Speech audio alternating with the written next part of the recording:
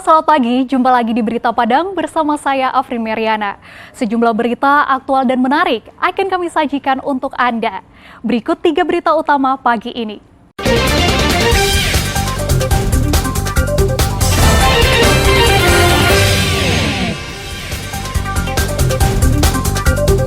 Seorang ayah di Padang Pariaman tega memperkosa anaknya hingga melahirkan seorang bayi. Perlakuan bejat ini dilakukannya sejak korban duduk di kelas 6 sekolah dasar. Kabur ke Padang usai mencuri mobil, pelaku ditangkap polisi. 2 pencuri telepon genggam milik mahasiswa yang sedang kuliah kerja nyata ditangkap polisi dari Polsek Lembah Melintang, Pasaman Barat.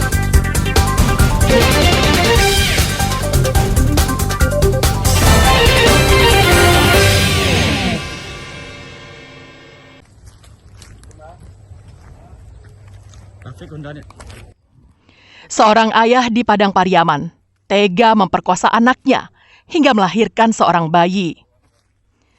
Perlakuan bejat ini dilakukannya sejak korban duduk di kelas 6 sekolah dasar. Modusnya, sang ayah menyuruh anaknya untuk memijitnya. Setelah anaknya tertidur, dia pun memperkosanya.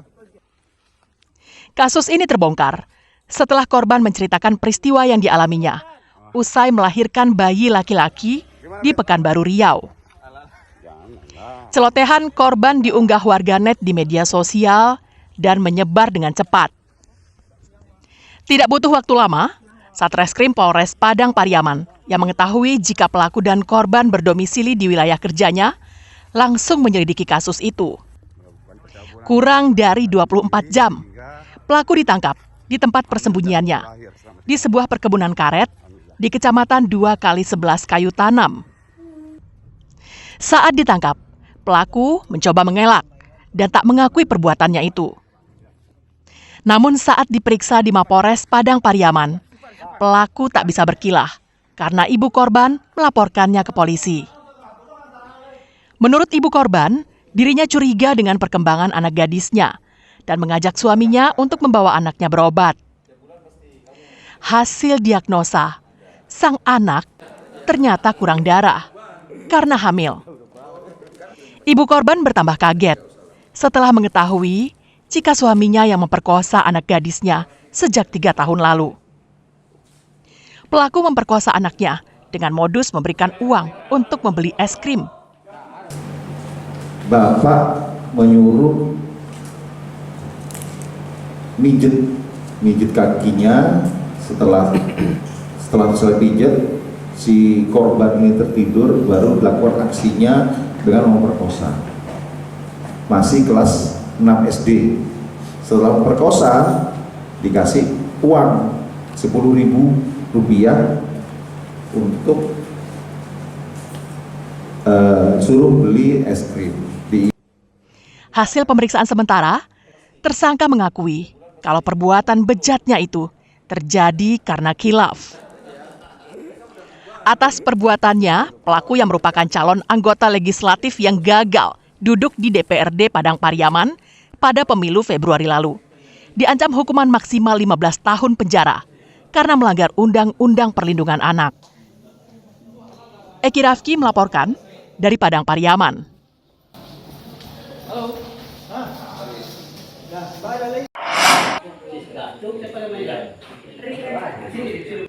Berawal dari adanya laporan warga tentang aktivitas sebuah kedai tuak yang menyediakan wanita penghibur, Satpol PP dan Damkar Pasaman Barat mendatangi kedai tuak itu. Saat didatangi, di kedai itu petugas menemukan 5 wanita yang menurut pengakuan pengelola kedai, mereka bekerja sebagai pelayan. Namun pengakuannya itu membingungkan petugas karena 5 wanita itu tak bisa membedakan antara tuak dan susu kental manis. Mereka pun kemudian dibawa ke kantor Satpol PP dan pemadam kebakaran di Simpang 4 untuk diperiksa secara intensif. Dalam pemeriksaan itu terungkap jika mereka adalah wanita yang bertugas sebagai penghibur jika ada pengunjung kedai yang menginginkannya. Usai di BAP, kelima wanita itu diserahkan ke Dinas Sosial Pasaman Barat dan selanjutnya dibawa ke Panti Rehabilitasi Sosial Andam Dewi di Kabupaten Solo. Betul, sebenarnya kami telah melaksanakan penertiban di salah satu lokasi pater di Saria, di mana hal ini kami lakukan berawal dari adanya informasi dari masyarakat dan juga pengaduan bahwasanya lokasi tersebut digunakan untuk minum-minum tua, dan terkadang juga ada wanita-wanita ladies penghibur di lokasi tersebut. Selain menahan 5 wanita itu, petugas juga menyita 1 jerigen tuak. Safatul Ulum melaporkan dari Pasaman Barat.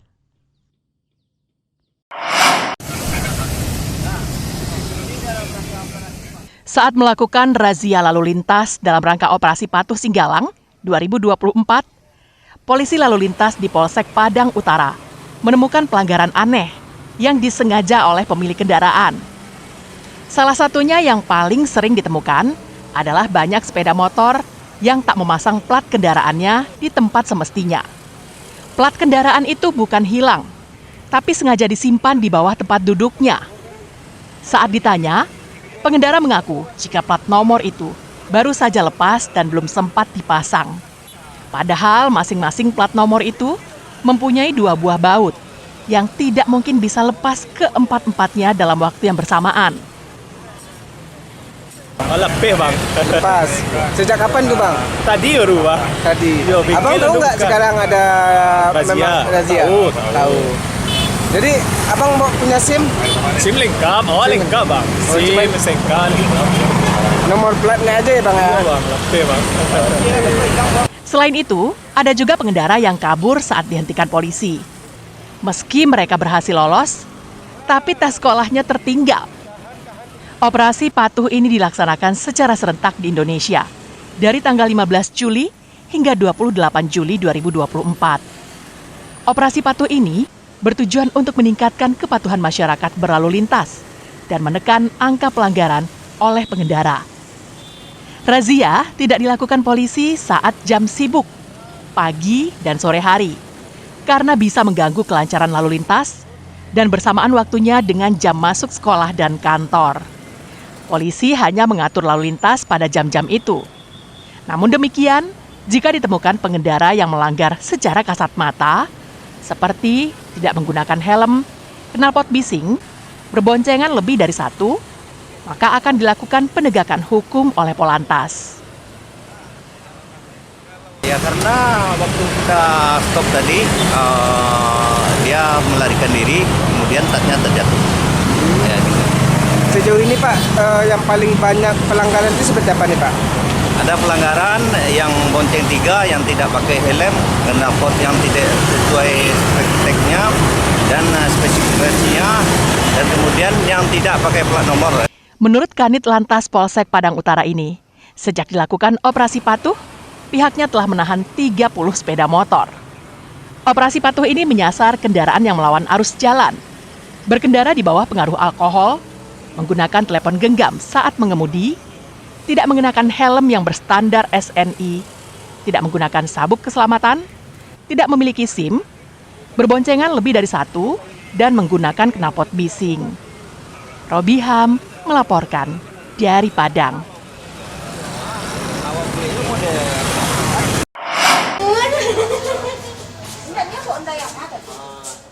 Sejumlah sekolah swasta di Padang, khususnya jenjang SMP, mengeluhkan sepinya peminat karena minimnya siswa baru yang mendaftar ke sekolah mereka.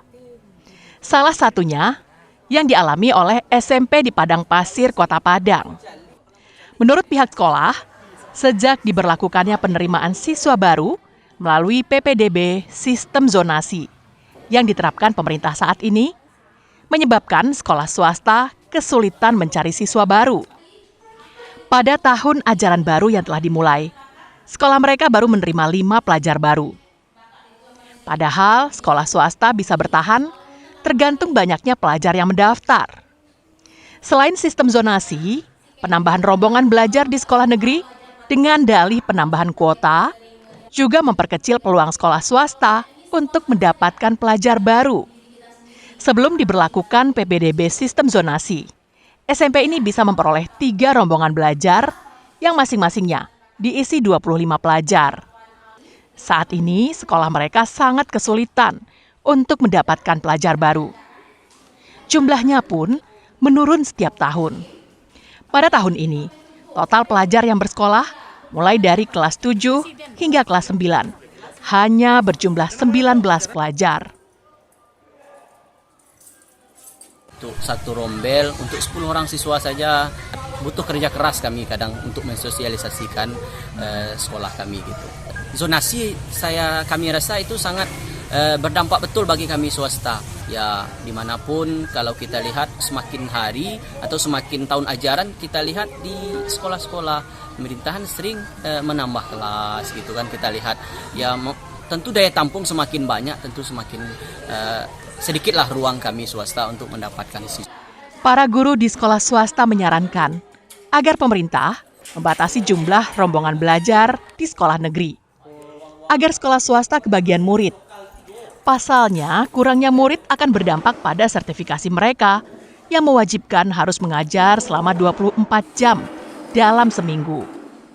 Karena kebijakan sekolah menggabungkan siswa dalam belajar, sehingga berdampak pada kurangnya jam mengajar yang dilakukan guru. Jangan sampai karena zonasi dan segala macamnya sekolah swasta semakin redup gitu ya Pak. Dan lagi untuk yang negeri itu harus adalah situasinya dan cara-cara tertentunya untuk jangan sampai hampir semua siswa tuh pergi ke sana dan swasta nggak ada lagi. Jadi lama-lama sekolah swasta di Padang ini hilang lagi. Daerah ya, supaya dibatasilah kuota untuk anak masuk ya pendidik itu perlu ya sertifikasinya kan 24 jam.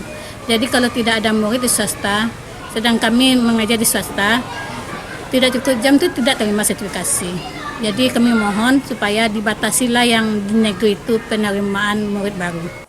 Pihak sekolah swasta ini menuntut pemerintah agar memberikan solusi yang nyata, sehingga sekolah swasta tidak tutup karena krisis siswa. Mereka juga berharap penerimaan siswa baru sebaiknya kembali ke sistem rayon, agar sekolah swasta juga kebagian siswa baru. Hingga saat ini, sejumlah sekolah swasta di Padang, khususnya jenjang SMP, masih membuka pendaftaran siswa baru. Mereka menunggu limpahan dari sekolah negeri. Robiham melaporkan dari Padang.